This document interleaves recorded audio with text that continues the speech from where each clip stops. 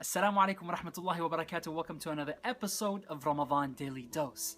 We live in a time and in a society today where seeking out other people's faults, other people's imperfections, and other people's shortcomings is very simple and very easy to do. And that's partly due to the fact that we communicate in a very different way today. It's so simple to share our experiences online, and it's so quick. It's very quick. And there are positives and there are negatives to sharing and finding out about other people's faults and other people's imperfections, or other places or things' imperfections. And one positive is the fact that I can pick up my phone right now and I can find out ratings and reviews about almost anything. I mean, before I go to a restaurant, I go to the app and I type in that restaurant and I can see pictures of what I'm about to enjoy. I can see what other people have said, their ratings, the reviews. I can see how many stars they've rated it, and so on and so forth. Before I buy something very expensive, I can go and look at the reviews online and see what other people have said. Is it worth buying it or not? Should I make the investment or should I not? Even in college, we used to look at the ratings of our professors so that we knew what classes to take with which professors. So you already know, this is of some benefit. It brings about a lot of benefit and it helps us out. But there are some downsides that are detrimental to our moral health.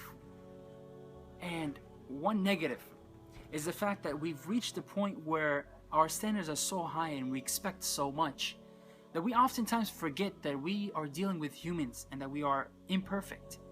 And the only perfect one is Allah Azza wa Jalla. We are imperfect. We have our faults. And we forget about that. And what I want to concentrate on today is the way we view our scholars, our ulama in Islam.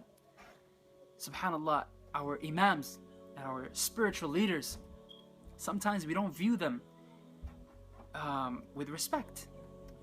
Sometimes we hear one thing, or we hear what one other scholar said, and we think that we can dismiss everything this other scholar said with disrespect. And we already know about the role of the scholar in Islam and how they're the inheritors of the Prophet ﷺ because they have the prophetic knowledge. We know about that. We don't need any more beautiful sayings to tell us to respect others, let alone our scholars. But we need to understand that when a scholar sits there days upon days, hours upon hours, nights upon nights, and he sits there making his or her ijtihad, when they make their in-depth analysis and reasoning to come up with a conclusion, Allah subhanahu wa ta'ala gives them two rewards, possibly. He can give them one reward, or He will give them one reward for actually spending that time and effort in seeking out the truth, and He will give them a second reward if their conclusion is correct. If their conclusion is wrong, if that scholar is wrong, they still get one reward. And if we make fun of that scholar, we don't even get one reward. We get a bad deed. So weigh that and compare those two things. And think about how we treat our scholars. I want to finally end with one saying of Umar ibn Abdul Aziz, who is the grandson of the Caliph Umar ibn Khattab. Umar ibn Abdul Aziz was actually known as the fifth Khalifa, the fifth Caliph of Islam, because of his accomplishments and who he was as a person. He said, you should strive to become a scholar. But if you cannot, then become a student of a scholar. And if you cannot, then show love for the scholars. And if you cannot, then do not hate them. At least do not hate them.